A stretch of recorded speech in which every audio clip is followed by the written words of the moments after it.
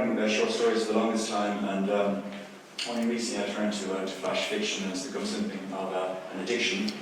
And my drug of choice is the 100-word short story, so I'm going to be reading a few 100-word short stories. They're exactly 100 words, allowing for a little creative hyphenation. These pass by quite quickly, so there's no need to applause, assuming you feel encouraged to it until the end. This first one, it plays on that phrase, history is written by the victors, and I think that's true in art too. There are people who live their lives passionately, artistically, and don't receive the due recognition. So this story is called History is Read by the Vanquished.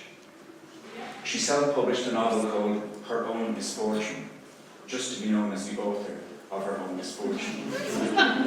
Her online translation of Finnegan's Wake into Vulcan was lost forever when the server crashed. On her YouTube channel, she explored her obsession not with where house fires start, but where they finish. Her one-woman show is based on her passionate conviction that Charles Darwin invented monopoly, while Charles Darwin discovered evolution. In her will, she's left her body not to science, but to contemporary dance. Her death, unheralded, will be her masterpiece. Life is art, but only for the brave. The second one is called Positive Aging, and it concerns an elderly widower who takes that very, very good advice to it's his own logical and emotional conclusion. Positive Aging. I joined the gym after Daphne died. A flyer in the post, I thought, why not? They started me on aerobics with the other fossils, but I soon hit the free weights. The heart spasm on the bus home set me back. Are you overexerting at your age? My doctor asked. I shook my head. Odd walks all I take. I was back at the gym within a week. If you want to be found dead in an armchair in your own slot, that's your choice. I want to die a free man, bench pressing my late wife's weight in kilograms.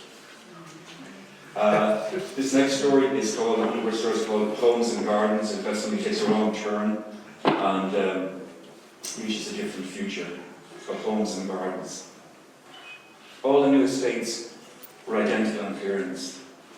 Kyo took a wrong turn, entered the wrong house, found the wrong wife and children. The woman was gorgeous, the children gleeful. That night he made love to her, and next morning drove the children to school. A lifetime passed in this fashion. One day, Kyo met his lost wife, gardening. She was old, grey. Kyo was too. They exchanged stories. They both led contented lives, loving partner, growing children. Kyo said, "We've had the best marriage, you and I." She agreed. They were found finally in the gazebo, side by side and hand in hand. Next story, they say right from experience. So this one definitely is from experience. It's called I'm Not Winning a Short Story Prize. Just happy to be shortlisted, you burble at the ceremony, taking your defeat with dignity. Later, much drunker, you're offered a runner-up prize, which you decline. A kiss and cuddle of an ego with a bunch of personality disorders, I'll pass. Pardon? Comes the reply. It's called a writing retreat, you continue, because it's a step fucking backwards. Quite correctly, you're shown the door. That night, for consolation, you sit in the tropical interior of an amusement arcade, in the company of blue-rinsed buccaneers and believers in miracles. All of you playing the slots, not for profit, but as a form of prayer. I have two more to get through, 100-word stories. This next one, you've probably heard of Schrodinger's cat, the famous cat that's both alive and dead at the same time, until the box is open and it's observed. This is a story called Schrodinger's Hospice. Riley entered at age 61. He was more than accepting of his fate. The room they gave him pleased him no end, its sky blue serenity. From a window he witnessed the instant rain. Friends and relations called to ease his passing, to talk of tumours, trolleys, strokes, stress, a small to medium enterprise. the hands of the receiver. 3 months later, despite best palliative care and treatment, Riley was still alive. Defying death, he never felt happier, and bliss kept him strong. Nor will he ever die in his cosy room, as long as we never open the door.